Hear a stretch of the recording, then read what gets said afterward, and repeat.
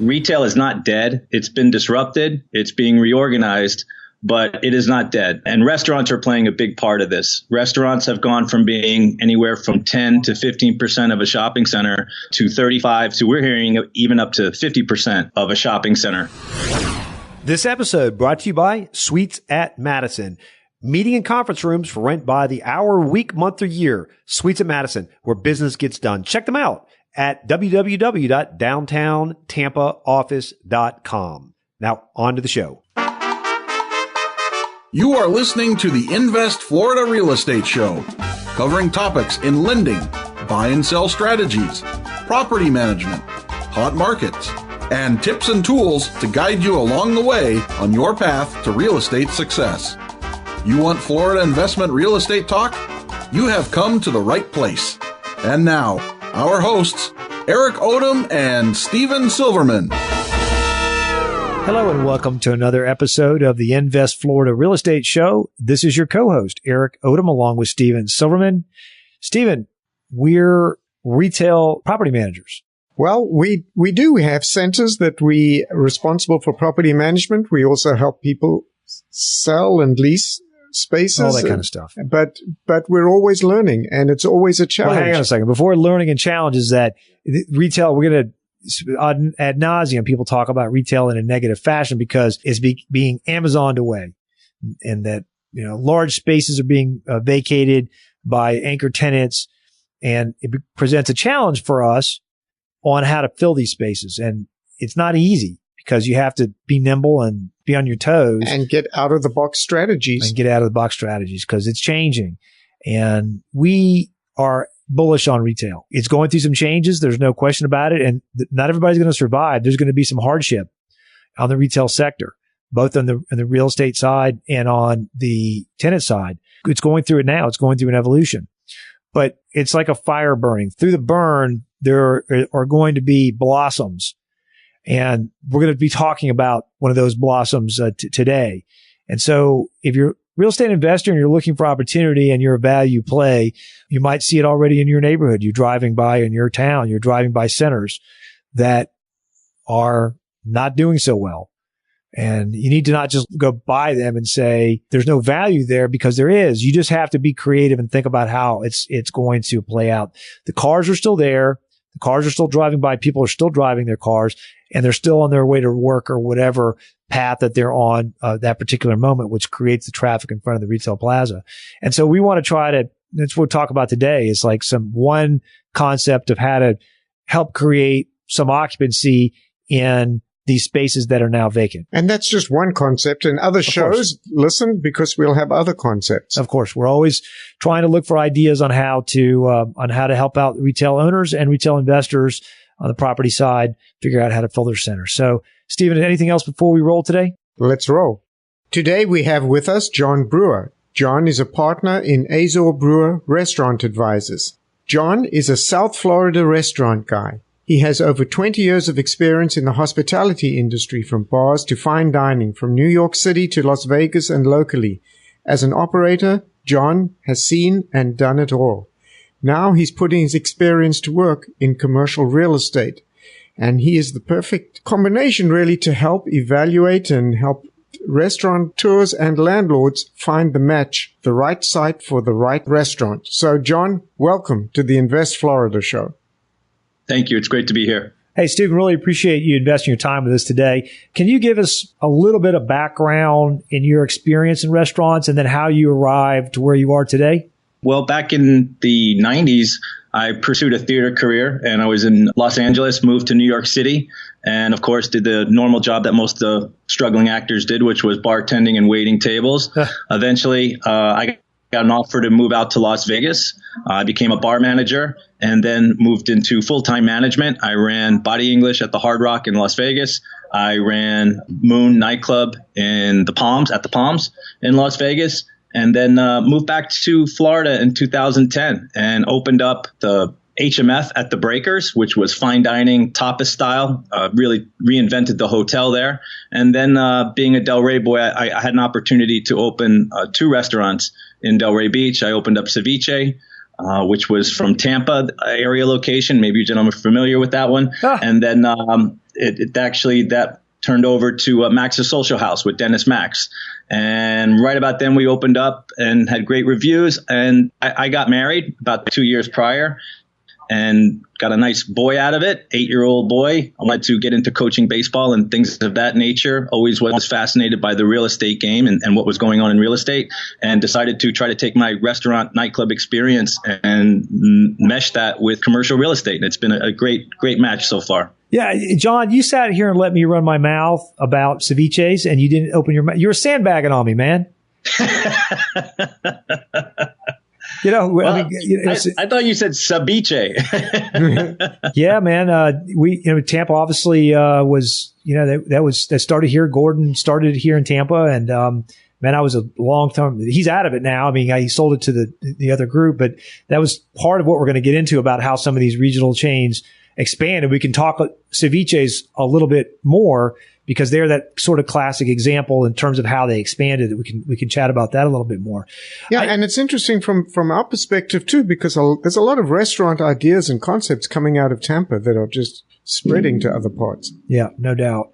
Absolutely. And John, some folks that, we talk about this before the episode started. Our listener base runs everything from single family home to retail developer to industrial developer. It's a really wide swath, and we've got listeners from Jacksonville to Port Walton Beach down to Naples. But they might be wondering, why are we having a restaurant guy talk about restaurants? Well, it's pretty relevant because of what is happening in the retail sector. And if you're interested in getting into retail, this is something you're going to want to know. And it's an important piece, and why we wanted John to talk about this today. If you listen to the news, retail is going away. Retail is the worst thing you can invest in. It's going away, and you might as well just take your money and stick it in your mattress. And we believe that is a wrong-headed way of thinking. We believe there's going to be opportunity. That's, Stephen and I, and I'm sure, John, you agree with this too. On the retail side, there's going to be opportunity as investors and landlords fail to get with a program on how the retail world is changing. So that's a really long statement and preaching from me. But why don't you tell us a little bit about what's going on in the retail and why it's important for landlords and potential owners and the opportunity that might be coming up in retail in regards to restaurant? There's great opportunity, I think, coming up in retail. Retail is not dead. It's been disrupted. It's being reorganized, but it is not dead. And restaurants are playing a big part of this. Restaurants have gone from being anywhere from 10 to 15% of a shopping center to 35 to, we're hearing, even up to 50% of a shopping center. Because a good dining experience is not something you can get online. You can't go to Amazon and order a fine steak dinner in a great atmosphere where you're around in a vibrant atmosphere and, having a great time. And for the shopping center, also, it offers a chance to capture the audience and keep them there longer, which increases their dwell time, which it's been proven increases sales for a shopping center in general. So there's a great synergy with restaurants. A, driving traffic, and B, having people hang out longer so that when they're sitting there and having their lunch or their dinner, you know what, I'm going to go back and buy that dress now, or I'm going to go buy that item that I was looking at before. So there's a great synergy that happens between restaurants and retail. But yes, absolutely. I don't think retail is dead. I think there's great opportunity. You're seeing the nimble folks. I think Macy's just bought up Story. There's some really interesting dynamics going on in retail in general, and restaurants are playing a huge part of that. But adding to the complication of it, it used to be, because I was involved in this, you used to go out and just go talk to Starbucks and TGI Fridays, and that's all you had to do. Like, you wanted those national tenants, and you just went out and had a conversation with them, did a site selection, sign up a lease, and go. But that business is changing too. So you're sort of standing on a basketball right now, not only in the retail business, but the restaurant business is evolving as well. Starbucks just made an announcement last week or the week before that, once again, they're shuttering stores. I got caught in the wave of 2008 when they were shuttering stores then too. But the emergence of mom and pop and the local and the regional chain is a big deal right now. So why don't you tell us a little bit about what's sort of happening right now and where the sweet spot of the opportunities for potential landlords or current landlords or developers? That's kind of the idea behind us forming our company, was to work with what we think is the independent restaurateur. the person that has 10 units or less, the person that has started a concept and maybe has 2 or 3 in an area and is looking for their 4th or 5th, or maybe they've kind of dug in an area and they've got 3 or 4 concepts and they're looking for the next space to do their 5th concept. You're absolutely right. What we call it is the transfer from credit to cool. So it used to be exactly right. You wanted the Starbucks, you wanted the TGI Fridays, you wanted the Bennigan's or whatever it may be. What we're seeing now, especially with the restaurants, is a shift to the local guy, the guy who has the 2 or 3 exciting concepts, whether it's Latin food or whether it's sushi or whatever it may be. But the younger, especially the millennials, they want their food sourced locally and they want to eat locally. So I think you're seeing that dynamic definitely shifting in the restaurant business. Let's talk about the overall market. I mean, food is food. That's the market. And how do you see the restaurant? Is it growing market share? I mean, you either buy at a grocery store or you go to a restaurant. But there's all these conversations now about work, play, millennials, mixed use. And are you seeing restaurants grow as a larger percentage of the food market? Well, sure. Food is one of the big F words that we like to use right now for retail. And those F words are fun, furniture, food. Those are the areas that seem to be expanding right now. You just disappointed Eric. He was expecting something else, but we'll carry on. Maybe in Vegas. But yeah, absolutely. And yes, to your point, last year, for the first time ever, restaurant sales outgrossed supermarket sales. So that should tell you the direction that restaurants versus eat at home is going. Yes, you've got tons of new categories. I mean, they just came up with another one I read last month in NRN called fine casual. So you've got a casual experience where you go in and you basically a cashier. It's dressed up. You have a hostess at the front, but then you sit down and instead of having full service, you have china, you have silverware. Everything about the experience is fine dining, except for the fact that there is no server. The food is at a higher price point, liquor or alcohol, got fresh margaritas, things of that nature. Then we've got quick service. We've got fast casual. So the sector's being broken up. And then we've got the Uber Eats and how that's impacted delivery, which is another thing that all restaurants should think about. But all of this goes into how it works inside of a retail center and what it can bring to the shopping center and the investment of the landlord. John, how are you staying on top of, because as we said previously, before you used to go to the International Council of Shopping Center convention every year in Las Vegas, and you would go meet with a Starbucks or the Bennigan's real estate rep, and you would figure out what they're doing, and then you would just find a deal and go float it to them. Well, it's not so easy anymore. It's different because, as you say, we're moving from credit to cool. How are you finding those cool locations, and what can landlords do that can find those cool concepts that are coming out? Because there's lots of the individual guys that are completely content with one restaurant. But how are you finding those guys that want the second, third, and fourth restaurant? They're based out of a particular area and growing. Great question. What we're doing is we hit the ground. We do a lot of canvassing. When we hear buzz about a restaurant, we'll go and we'll check it out. We'll try to meet the owner. We'll ask them and see if they're ready to move up. Food trucks are another great opportunity, I think. The food hall movement as well. Most of those people are all people that are looking to go brick and mortar. So those are all potential clients for us. Definitely, we're looking for that guy who's getting the buzz. So we read a lot of the local periodicals, things that maybe, in here it's Miami Times, things of that nature.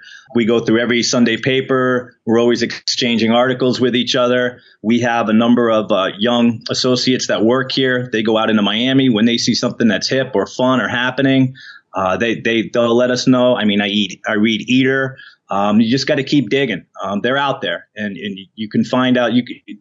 Especially with Instagram. Instagram is a great opportunity as well. We go through Instagram and we try to like a lot of the food blogs and the foodie and see what's popping up on there. And if it's something that's interesting, we go out and we check it out and we try to meet the players. Let's talk about the space a little bit, because when you get a retail player coming into a center, you're going to fix up the place. You're going to paint. You're going to put on maybe carpeting, maybe tile, and it's really not such a big deal. But for restaurants, it's a whole other effort that you level have to of investment. Yeah, the level of investment is significantly larger than your typical vanilla shell retail tenant. So how are landlords dealing with that? Because a lot of them are expanding into restaurants really for the first time or adding a much bigger percentage of their center. I think the question is, Stephen, is what should landlords be expecting to have to invest, because they're going to end up, I think, in some form or fashion, if they're trying to break ground on a new restaurant, invest a little bit more heavily. Is that fair, John?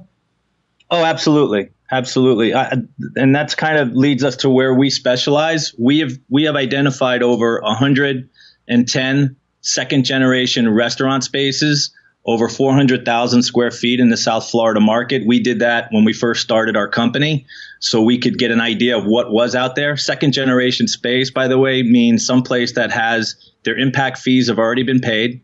The grease traps are in place already. The bathrooms are ADA compliant. The hoods are in place. All that infrastructure is in place.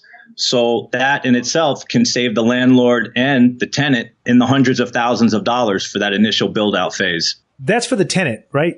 Well, it could be for either. Yeah, absolutely. I mean, it's something that the tenant looks into. But if you're a landlord and you're buying a shopping center and you have vacant second gen space, there is definitely more value in that second gen space. So you might not want to go ahead and put the shoe store or restaurateur to go in there because A, they're going to be able to pay more rent, and B, you're going to be able to utilize all that infrastructure that you paid for. Yeah, that's absolutely true. If you got a hood and grease trap, don't be ripping it out. So what are landlords doing to attract restaurants? Yeah, let's assume you got a 25,000 or a 40,000 foot retail neighborhood center, and there was a shoe store that flew the coop, and now they've got 3,500 square feet, and they're hoping to attract a restaurant tenant, and they have no hood and grease trap. What do they do? What you would want to do is offer the rent for what the space was of an vanilla shell, and court the restaurant people to come in there. If you find somebody, or you want to work with somebody like myself to go out there and find somebody to come in there, it's a negotiation.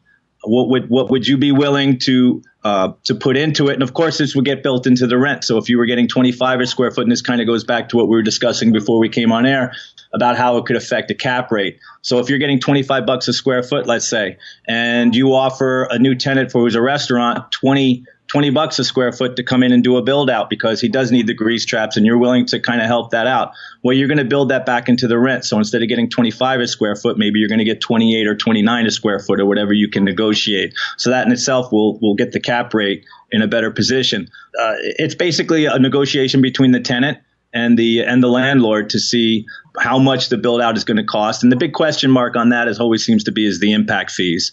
You have to understand or know what the city is going to charge you, because as a restaurant, you're going to pull a lot more water. You're going to pull a lot more electricity, a lot more of the utilities. You're going to need a grease trap. The grease trap basically takes all of the water that comes off from the food and the rinsing and the grease and the fryolators and that goes out. And then it gets put into an intermediary basin that has two chambers in it. So it kind of flushes the water, the sediments, and then go into the second chamber. That way the water that's actually going into the public utility is in a treatable form and not in its raw state. So, all of those things add up. But it comes down to negotiation between the tenant and the landlord. Are you finding centers that you go into that previously did not have restaurant having to upgrade their utility capacity, like electric or sewer? Yes, that does happen. Absolutely. I mean, the place where we're going into in Fort Lauderdale didn't have a grease trap, or they had a small intermediary grease trap. So one of the contingencies on that lease is that we're able to get city approval on that. I mean, obviously, as these shopping centers increase from 15 to 35 to 50% of their percentage, those spaces most likely, a large amount of those are not going to be outfitted with second gen equipment or utilities. So it's something that has to be done if you want to do that, if you want to move into more restaurants in your shopping center. Well, the other issue that could be a problem for the landlord as they expand out spaces is parking, because the ratio is really different for restaurant as it is for retail. Absolutely. And that's one of the things actually that's being worked on, because as you know, I mean, also part of this disruption right now is Uber and Lyft. And what you're seeing is the impact that restaurants used to have on parking is diminishing at a very, very rapid rate. So we've got a lot of people that are lobbying cities to get that ratio lowered because it just doesn't seem to make sense anymore. That's something we're looking forward to in the future, where restaurants won't be required to have so much parking. The liquor license is another issue that it's part of, I guess you can see in the bigger capture of impact fee related type of items. But many landlords who don't understand restaurants, never had them before, beer, wine, alcohol zones, whether you can have, you're capable or not. Listen, I know that this could probably be a different topic altogether in terms of beer and wine, liquor license, all this sort of thing. But what are some of the bullet points, 30,000 foot view type of items that a landlord might need to know to actually have an intelligent conversation with a prospective restaurant? Most beer and wine you can get away with. You do an SRX. So as long as you're doing 51% food or more, the license that needs to be in place is really is minimal. After that, usually for a liquor license, it's 2,500 square feet, 150 capacity. Liquor licenses, they are given out based on population at a certain time. The market right now in South Florida for a liquor license is somewhere in the area about 150, maybe just under now. But somewhere in the area about 150,000. So they're brokered on an open market. But yes, there are a lot of contingencies that have to be looked into, and that's usually the tenant that's going in. That's their responsibility to go out and look and see. Are you close to a church? Are you close to a school? Is it something that can be done? But yeah, that's usually the way it's done. Yeah, that's what I was asking. Like if you're right next to a school, there's a pretty good chance there's going to be some restrictions on being able to serve, correct? Correct. Yeah. So are you seeing any change in lease terms? You know, it's, as you mentioned, the change from these national restaurant concepts to more local. It's a little bit more risk for a landlord. And are you seeing any like 5 year or 10 years, or is there any consensus of what's going on? Well, I just did a deal recently, and it's a first-time operator, and they've got a great little pedigree. They've got some great experience and resumes, but the landlord would only do a 5-year lease with a 5-year option. So normally I try to get that, at least give some return for the build out to recoup the expenses and restaurants to establish their goodwill. But yes, and what you're seeing is with the landlords, we're going back to the credit versus cool, being creative with some of the leases. We could do percentage lease. So basically a break point. So if you're looking, the landlord wants 3%, the break point would be take the rent for the year, divide that by the 3%. And that number usually is called the natural break point. So that natural break point, once you pass that, the landlord would be basically profit sharing as part of the rent. Stop there and let's slow it down a little bit so people can understand this. So let's just take an example. You have a landlord that owns a strip center, $25 a square foot. Tenant comes in and says, this looks like an ideal location, but the rent is something doesn't make a lot of sense to me because I'm having to invest $100,000 in hood and grease trap and set up just an infrastructure to get my restaurant running. What can we do? And so you, John, as the broker would say, let's suggest some sort of a sales breakpoint type of a deal. So how would you ask to structure that? What would that look like? Yeah, if you could give just some numbers so people could understand. Let's say $25 a square foot, and we're looking at 1,000 square feet. So the rent there is going to be $2,500 a month times 12 puts us at what? 24 is 36. So that 36, let's say 3%, you would divide that by 3%. So if we take that 36,000, so 1.2 million would be the break point on that particular deal. You would basically be looking, once the sales were at 1.2, then the landlord would be participating at a 3% rate on the profits from there on in. Okay, so he's giving a break to them. And let's say, what would you throw out a number? Was it giving them $20, $15 a square foot until he hits that break point, or how's that going to work? Yeah, that could be too, or it could be, keep it at 25, and maybe the landlord offers some TI to help with the grease trap put in there. There's so many ways that number can be broken down or adjusted. So it could be, pay the 25 a square foot, and we'll help you with the grease trap, or we'll help you with the impact fees, or we'll give you maybe just a lump sum of 40,000 to put into the center as you like, as long as you provide receipts. Obviously that term, the standards will go into the lease about what benchmarks need to be hit and what receipts and everything need to be turned in. But there's a number of ways to skin that cat. You can go, like I said, you could maybe even raise the rent and say, hey, listen, we're going to give you 80,000, and that brings the cap rate to, that lowers the cap rate. So there's a number of ways to go about it. Gotcha. Yeah. So that makes sense. It kind of gives the restaurateur an opportunity, and the landlord gets a little bit of an opportunity to make his money back if it performs properly. And that way everybody's invested at that point.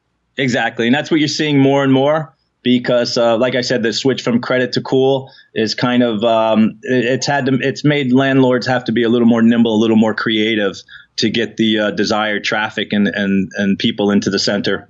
Now let's talk about some of these concepts, because it's not Starbucks as much anymore.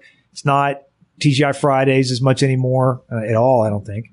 But you've got these newer, cooler concepts. Ceviche's was one of them. Another one that comes to mind, and I don't know if they have them in South Florida, but Bar Taco. Bar Taco is an interesting concept because I think it started up north, and there's a handful of them up north, and then they have like one in Orlando and one in Tampa. It's kind of just random. But usually what happens is Ceviche's, for example, was a Tampa concept. It opened another couple of Tampa concepts and then spread down the I-4 and eventually down to you guys. But how are these guys normally operating when they're expanding? And then how do you catch the wave? Like, I would have had no clue that Bar Taco was coming in Tampa until they opened in the middle of Hyde Park Village in the center of Tampa. Right. Well, tacos, number one, are probably one of the biggest sectors, or however you want to, in the industry right now. I mean, I know almost every restaurateur I know is doing a taco somewhere. You can go into a small space. You don't need a whole lot of equipment. You do basically a lot of the meat and everything is prepped beforehand. So it's basically just assembly when you're going into the lunch hour, which you can save on labor. So tacos are absolutely a hot concept. And as far as the expansion goes, there's a number of ways. I work with Zona Fresca, and they are very, very organic. So basically they'll spend a lot of time finding a location. When they find that location, they'll really bargain hard when it comes to the lease. And when they finally get open, it usually takes them a year to a year and a half. And then they're ready to look at the next space. And the next space they're looking at from where they are now. They're not looking to open 50 in a row or go into different states. They are looking to grow organically. So they're looking for the next space that they can find that within 15 miles of where they are. Their concentration has been mostly in South Florida for that reason. And they're doing a very slow organic growth. Yeah, that makes sense because there's connectivity and there's scalability and all those other things. But you see the random things like, well, ceviches. I mean, ceviches, I don't think there's anything north of Orlando. I had no idea they were down where you guys were located. Did you know how many total they have? They were up to 5. They had St. Pete, Orlando, Tampa. They had Sarasota, but I think they closed that one down. And then they went into Delray. And that one, we eventually couldn't make the numbers work on that. So, yeah, but that's a great concept. I love the food there. I love the menu there. I thought that they did a great job. Sometimes location does have a lot to do with it. This was before the advent of social media when we were in Delray. Uh-huh. The location, I think, might have been a little challenged, but we sure did give a heck of a go. We were open almost 3 years. And we've got a lot of people that were very sad to see us go. And I love the food that came out of Ceviche. really, really good stuff, that authentic and the tapas. Music that comes with it. They always had great music. Absolutely. The music is great.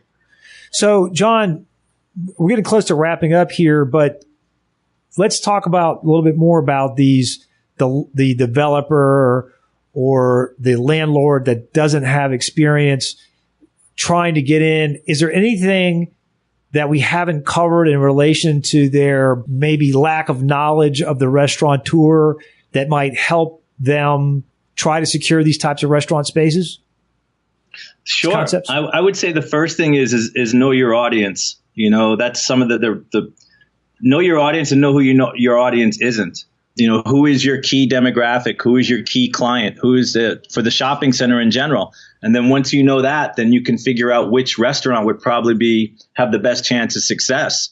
And then once you kind of figure out which restaurant has the best chance of success or which style of food has the best chance of success, try to find the best operators that are near you that may be looking to do a second or a third restaurant. Find the guy that seems to be doing it right, that's got the buzz. And if you have a second gen space in there, I guarantee you most restaurateurs will at least take a look at it, because any place that has, like I said, the grease trap, the hoods, the gas lines, all that stuff in place, it has a lot of value to them. So if they're looking to expand and your demographics are right and they're in the right position as a business, then absolutely, then it should be a green light. Awesome. John, anything else before we let you? Steven, something else you want to comment? I just wanted to mention to John, you keep talking about the cool factor, and struck me how ironical it is. I was in Johannesburg in South Africa 10 days ago, and while I was there, I ate out. I went out. We had Greek food, I had Italian food, and I even had American food. And then I just came back from New York this weekend, and we went to a restaurant, and I had South African food. And all these, and all these places are buzzing. And I guess you always want what you can't get, but you have to make it exciting, because food has become entertainment also. So you have to figure out how to make it fit. Yep, no question. You hit the nail right on the head. And the food, it used to be Latin food. Now you've got Peruvian, Venezuelan, Brazilian. I mean, there's just, the markets are becoming more and more diverse. People are getting more and more in their palates. They're willing to be adventurous, and some of the concepts that are coming out are absolutely 100% awesome. Terrific.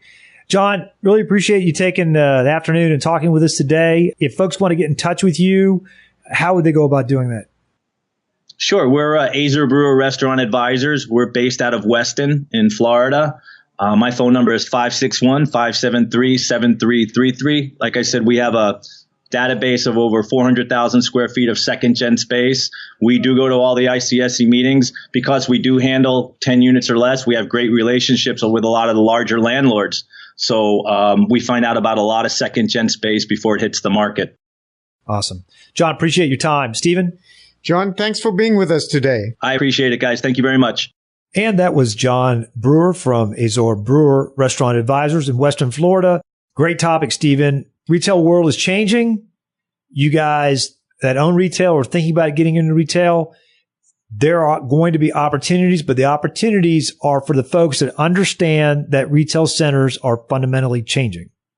A lot of the things he mentioned, we all see it, but really don't stop enough to think about it. The way he described the switch from credit tenants to cool tenants. And that's what's fun going out to eat these days. I also like the way he explained that you have to nurture the tenants, because now you've got smaller operators giving a larger share of their centers to tenants, but the tenants don't have the resources, so you have to nurture them and find ways to be creative in doing that, like percentage rent.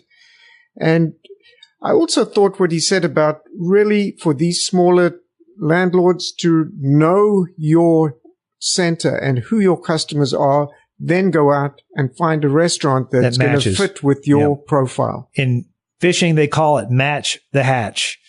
There's no point in throwing worms. You're too deep for me, Eric. I'm not going there. Oh, God. There's no point in throwing worms to a fish that eats sardines. And that's the point.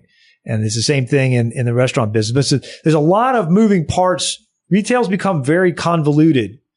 It's not going down the tubes. There's going to be terrific opportunity, because folks that don't understand how it's evolving and how to adapt in the evolving world are going to perish.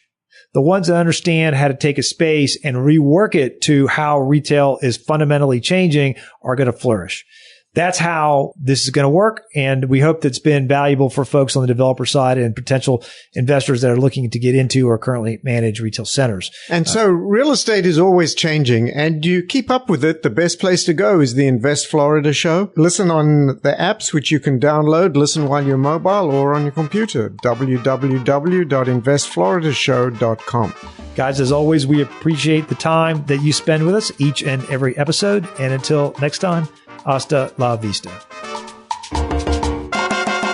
You've just listened to the Invest Florida podcast with Eric Odom and Steven Silverman. Join us every week for actionable real estate investment ideas, and of course, visit our website at www.investfloridashow.com for more shows and tips on how to earn a cash flow in the real estate market in Florida. While hosts and producers of the Invest Florida show have no reason to doubt the validity of comments of our guests, we do not warranty their accuracy. Please check with your legal, financial, and tax advisors before entering into any investment. Returns will vary from person to person and deal to deal based on unique circumstances. All information expressed in this show is for educational purposes only. Opinions of the guests are not necessarily shared by the hosts and producers of the Invest Florida show.